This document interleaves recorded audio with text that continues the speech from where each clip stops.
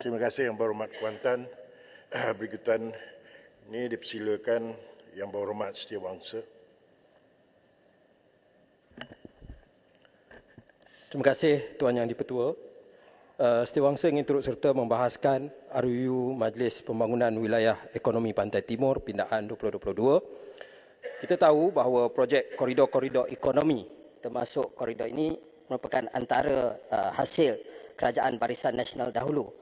Antara masalahnya ia terdapat terlalu banyak prioriti sampai kita tidak tahu mana prioriti sebenar. Ya, kalau semuanya prioriti maka sudah tentu ia tidak akan menggambarkan keadaan sebenar.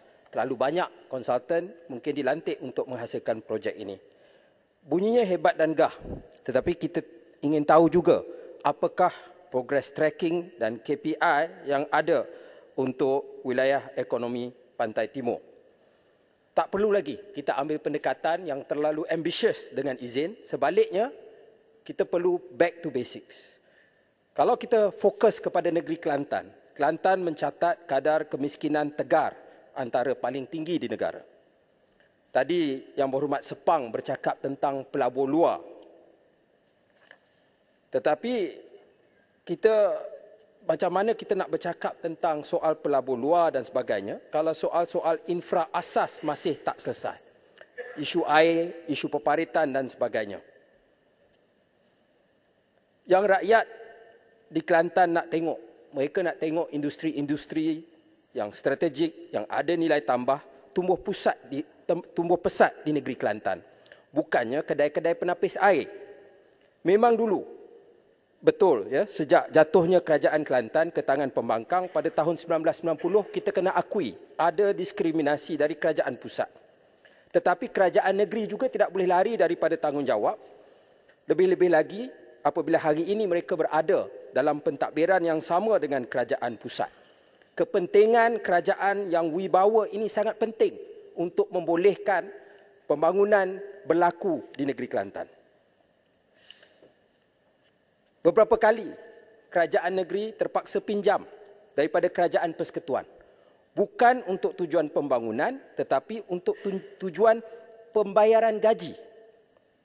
Tetapi bila waktu nak beli Mercedes, tidak ada masalah pula nak gunakan wang tersebut untuk membeli Mercedes. Sepatutnya Kelantan memberi fokus dan tumpuan dalam bidang pertanian. Kita tahu bahawa negeri Kelantan menghasilkan banyak hasil mentah untuk produk pertanian. Tetapi ia berbalik kepada isu logistik dan infra asas.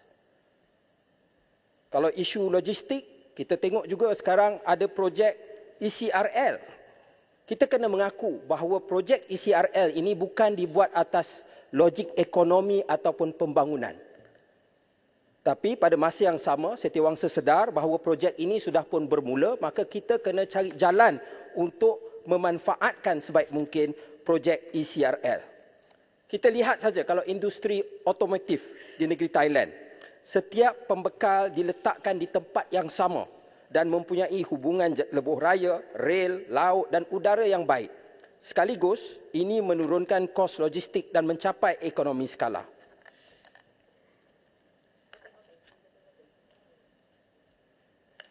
Bila kita bercakap kalau Kelantan nak fokus kepada isu pertanian, memang ya, sekarang ada keperluan yang sangat mendesak. Lebih-lebih lagi apabila negara kita sendiri ingin mencapai usaha untuk mempertahankan food security negara kita. Pada masa yang sama ada juga potensi-potensi. Misalnya untuk memanfaatkan gas pesisir di luar negeri Kelantan, di JDA ataupun Joint Development Area, mungkin boleh diletakkan satu gas-fired combined cycle plant. Kita boleh letak kepentingan kerajaan negeri, kerajaan persekutuan untuk membina keyakinan dan ini akan membolehkan hasil gas yang ada di luar negeri Kelantan dan menjadi pertikaian begitu lama dapat dimanfaatkan dan mencari satu jalan keluar yang akan memberi manfaat menang-menang kepada semua pihak. Terima kasih. Terima kasih Yang Berhormat Setiawangsa.